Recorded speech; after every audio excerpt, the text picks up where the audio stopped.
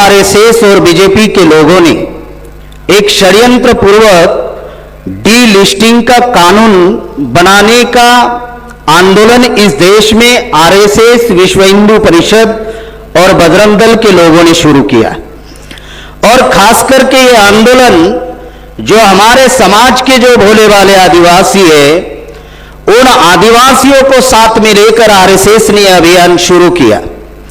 और ये अभियान छत्तीसगढ़, झारखंड, ओडिशा, वेस्ट बंगाल में बड़े पैमाने पर यह अभियान चल रहा है, डीलिस्टिंग। और ये डीलिस्टिंग का षड्यंत्र हमारे एससी, एसटी, ओबीसी माइनॉरिटी समाज के लोगों को पता होना चाहिए, इसलिए यह सब्जेक्ट चर्चा में रखा गया है।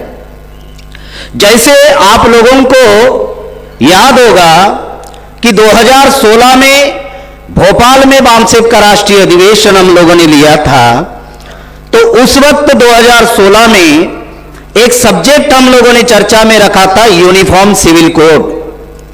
ये यूनिफॉर्म सिविल कोड 2016 में जो आरएसएस के लोगों ने चर्चा में लाया था, ये आदिवासियों का कस्टमरी जो लॉ है, ये खत्म करने के लिए उन्होंने 2016 में यूनिफॉर्म सिविल कोड चर्चा में लाया।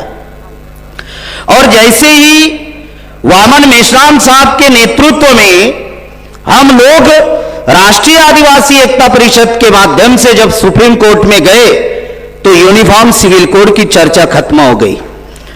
अब अभी भी हमारा केस सुप्रीम कोर्ट में चल रहा है, लेकिन यूनिफॉर्म सिविल कोड की चर्चा अब खत्म हो गई। अब आरएसएस ने दूसरा षड्यंत्र किया और डीलिस्टिंग का कानून वो बनाने की कोशिश कर रहे हैं। और उसके लिए आरएसएस ने जनजाति सुरक्षा मंच बनाया। नाम क्या है? जनजाति सुरक्षा मंच। अब आदिवासियों को यह लग रहा है कि यह जनजाति सुरक्षा मंच जो है, यह जनजाति के सुरक्षा के लिए बनाया गया।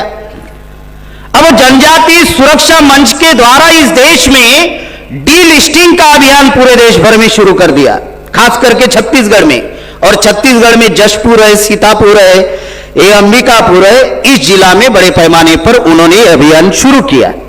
अब ये डीलिस्टिंग का मामला क्या है? तो डी का मतलब है डिलीट, और लिस्टिंग का मतलब है कि जो शेड्यूल ट्राइब की जो लिस्ट है, अनुसूचित जनजाति की जो लिस्ट है, इस लिस्ट में से आदिवासियों को वो लोग डिलीट करना चाहते हैं। और डिलीट करने के लिए कानून बनाना चाहते हैं। और कानून तभी बनता है जब राष्ट्रपति की मोहर लगती है, इसलिए द्रौपदी मुर्मू को राष्ट्रपति बनाया है।